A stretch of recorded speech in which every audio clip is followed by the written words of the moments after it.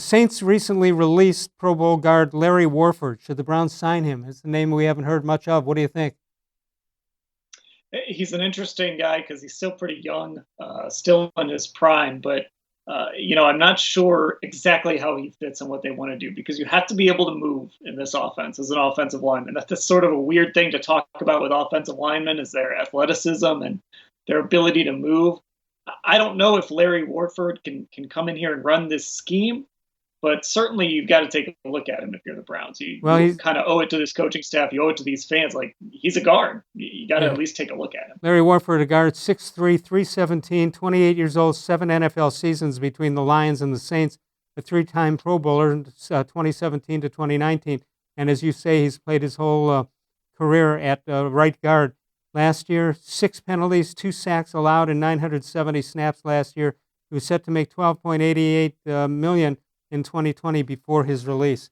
You just wonder, all these veteran guys getting released, is it in just in generalities, is it just money, or is it they're all falling apart at the same time?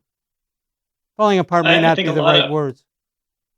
I think a lot of it is money. There's so much value in younger players now because they're cost controlled and they have these rookie contracts that are 4 years or 5 years, and they're cheaper. And so a lot of these guys in the middle who sign these big extensions get maybe 2 or 3 years into them. The Browns are going to face this decision with Jarvis-Landry at some point. Do you want a guy who's 28 or 29 and making $15 million, or a guy who can give you, close enough production and is making, $7 or $8 million, something like that? So that's just Al- sort of how the cap gymnastics work. Although certain positions are worth more, or at least with some teams they are.